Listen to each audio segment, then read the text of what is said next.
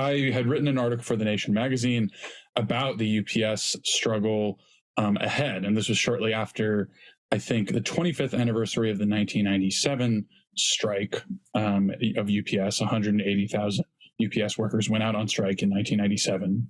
25 years later, the contract campaign for the UPS fight started that August, and it was an inauguration of the contract campaign and a celebration of that strike. And almost immediately, I started seeing members of UPS workers saying, "I'm getting fired." They're ramping up harassment, and it clearly has something to do with the contract campaign. I mean, looking back on it now, UPS is just a deeply evil company in the sense that they just harass their workers regularly. I would say, journalistically, it's unclear to me whether or not they really were ramping it up, and if it was just like a just generally awful situation.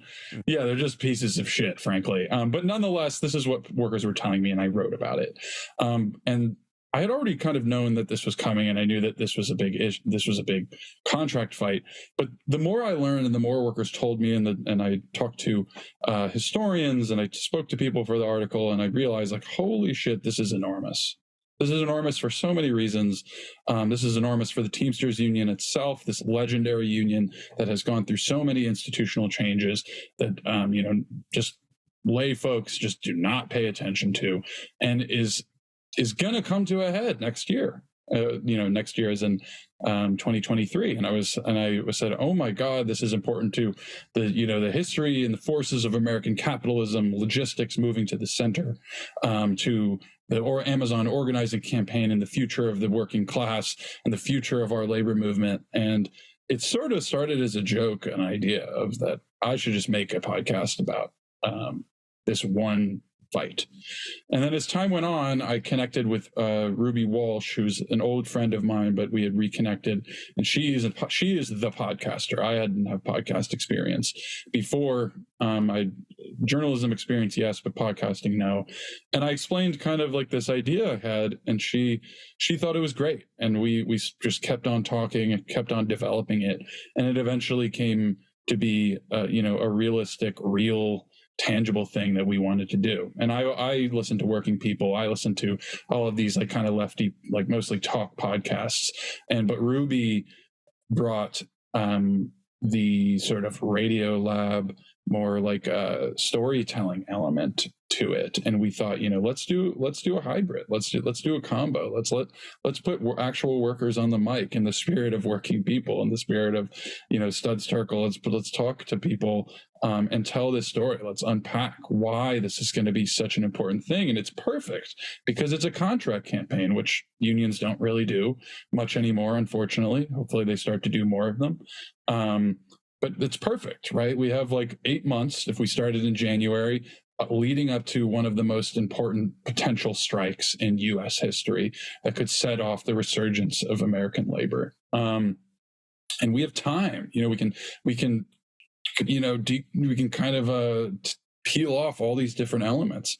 So we started in 2022, I had been talking to UPS workers and developing the project in preparation. I had went to the Teamsters for a Democratic Union convention, wrote another article sort of about the contract campaign, but also something that I hadn't known too much about before, which was peak season, which is the busiest season of the year for retail workers, for logistics workers.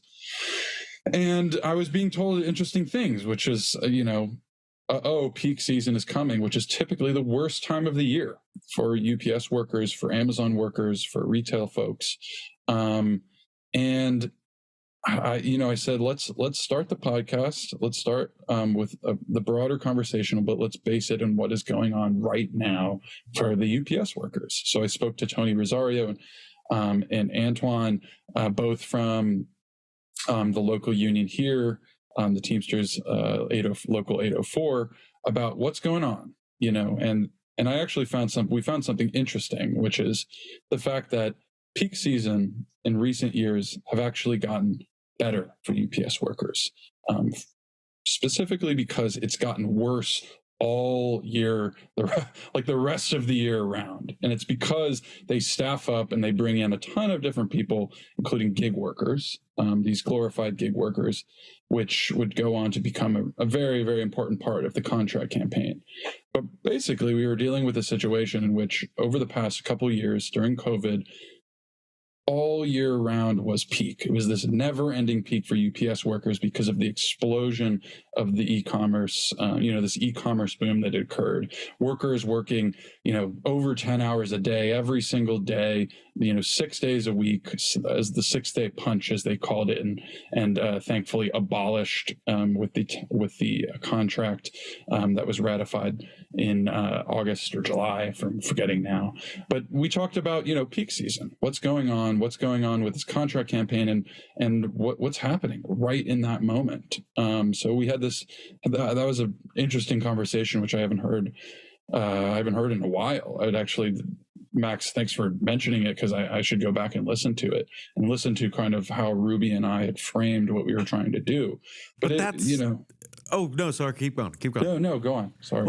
That's the beauty that I feel like sometimes you can't see when you're in the midst of it. But now you do have, at least more of an ability, I hope, to see it and appreciate it. When I said in the beginning, right, that what we do is like, how does the saying go? That journalism is like the quote unquote first draft of history. And like, I think in the way that we're doing it, sure, like, in the sense that like you get the people's voices on the record. You go to where shit is happening when it's happening. You talk things through as they're unfolding and the contexts are changing. You preserve as much of that moment as much as you can while still participating in the struggle. Like there's a whole lot kind of wrapped in that, what you were describing, like what you wanted to do with the show, how you produced the show, but also, your role in it, the other journalism that you were doing. Like I identify with that very much. It's kind of like a lot of that still leaves an imprint on us too. And it is, I think, a really beautiful thing. Mike Fox, the incredible Mike Fox, our other fellow podcaster who, produces amazing stuff, including the show that we're publishing at The Real News with NACLA. Amazing show. Under the Shadow. Oh, thanks, man. It's such a fucking good show. I love it so much. Like Upsurge, Under the Shadow, like these have got me really wanting to do more narrative podcasting. But as Teddy mentioned, it's such a fucking slog. It does take a lot more investment and resources and time than like, the kind of one-on-one interviews that we do here. But like, I think it is worth the investment because, it's such a compelling form of storytelling that really captures people's attentions.